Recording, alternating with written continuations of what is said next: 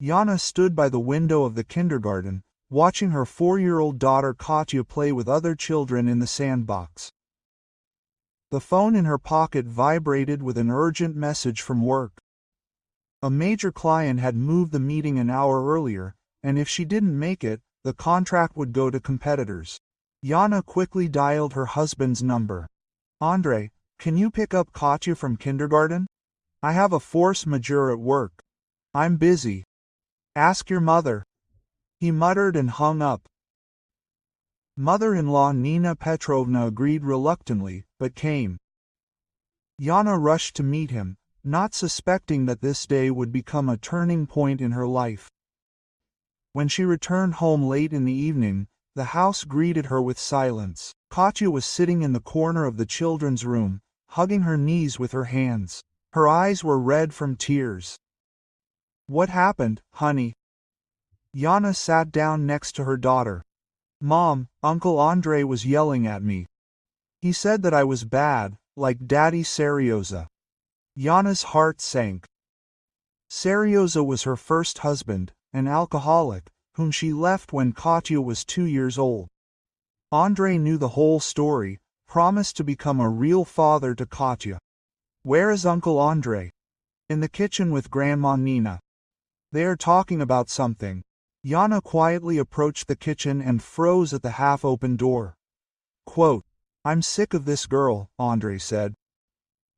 "She's always underfoot, and Yana only sees her. When will you have children of your own? You're doing the right thing by raising her more strictly," the mother-in-law encouraged. "She's completely spoiled and has bad genetics. Her father is an alcoholic. The apple doesn't fall far from the tree." I clenched my fists. Genetics. Katya is the smartest and kindest child she knew. The girl has been reading, drawing, and helping around the house since she was 18. The next day, the situation repeated itself, an urgent call to a client. This time, Andre took Katya himself. When Yana returned, his daughter was sitting in her room, drawing some gloomy scribbles with black paint. "Katya, what are you drawing?" "A monster. He's angry and yells at little girls." Yana sat down next to her, but Katya moved away. "Mom, do you love me?" "Of course, darling. You know that. And Uncle Andre says that you don't need me, that because of me you won't have other children." In the evening, when Katya fell asleep, Yana tried to talk to her husband. "Andre, what are you telling my daughter? She's walking around scared." "Your daughter?" He raised his head from the TV. "The sooner she understands her place in this house, the better. I'm not going to raise someone else's child as my own." "But you promised." "A promise is one thing, and reality is another. If you want a family, think about our future children, not about the past." The third incident happened a week later. Yana was delayed at important negotiations that could bring a multi-million-dollar contract to the company. Andre again agreed to take Katya. But when Yana returned home around 10 p.m., the picture she saw made her blood boil. Katya was standing in the middle of the living room in a torn t-shirt. A tear was running down her cheek. Toys were scattered nearby. Andre towered over her with belt in hand, and the mother-in-law stood nearby, nodding approvingly. "Take that, daughter of an alcoholic," Andre yelled, swinging the belt. "She will learn to listen to her elders. She didn't put away her toys, and she doesn't react to the reprimand." "That's right, son," his mother encouraged him. "Children like that need to be spanked while they are little, otherwise it will be too late." Yana burst into the room and grabbed the belt. "What are you doing? This is a child." "This is not a child, but an alcoholic's scourge," Andre growled. "Do you see how stubborn she is? We have been making her put away her toys for an hour, and she just turns up her nose." Yana hugged the trembling Katya and looked at the scattered toys. There were so few of them, a few dolls, a couple of cars, a construction set. For a 4-year-old, it takes 5 minutes to put away this. Katya, why didn't you put away the toys? I did, Mom, the girl whispered. But Grandma Nina said that it was wrong. And then Uncle Andre started shouting.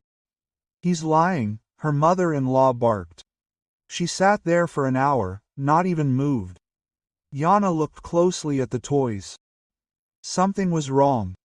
The dolls were in one pile, the cars in another, the construction set separately. For a child, this is logical, but, Nina Petrovna, what do you think? The toys need to be put away. Sort them in the box by size. My mother-in-law cut them off.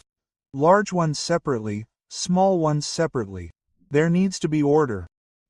Yana understood. Katya put the toys away according to her childish logic, but her mother-in-law had to do it her way, and when the child did not understand what was wanted from her, the adults started to get hysterical. Get out of my house, Yana said quietly. What? Andre was taken aback. Both of you leave immediately. This is my house. I am the boss here. The house is registered in my name, and you know it perfectly well.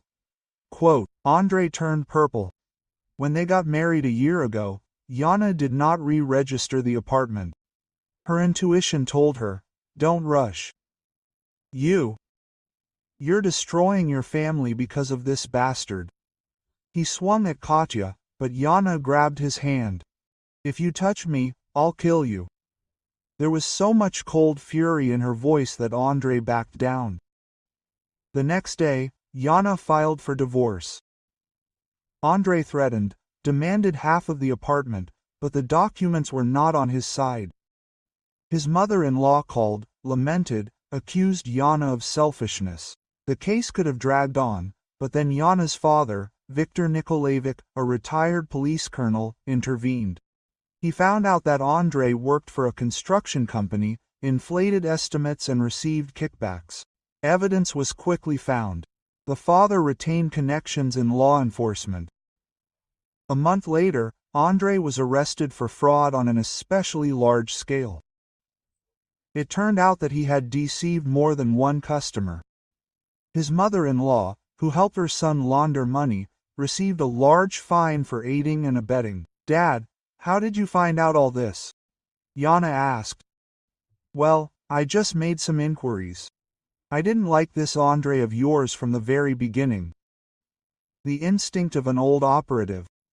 Katya quickly came to her senses, stopped flinching from loud sounds, and started laughing and playing again. In the evenings, she and her mother read fairy tales, drew, and sculpted with plasticine. Mom, are we not going to live with Uncle Andre anymore? No, honey. Now it's just the two of us. Okay, Katya nodded seriously. I like it better this way. Yana realized that her daughter was right. They really were better off together than with someone who didn't accept them as they were. The contract because of which she asked to take Katya out of kindergarten on that memorable day. By the way, she signed it. The bonus was good. With this money, she and her daughter went to the sea for the first time in Katya's life. Standing on the beach and watching Katya build sand castles, Yana thought that sometimes life itself suggests the right decisions. The main thing is not to be afraid to accept them. Thank you for listening to the end. If the story was interesting for you, subscribe to the channel and like it so as not to miss new videos.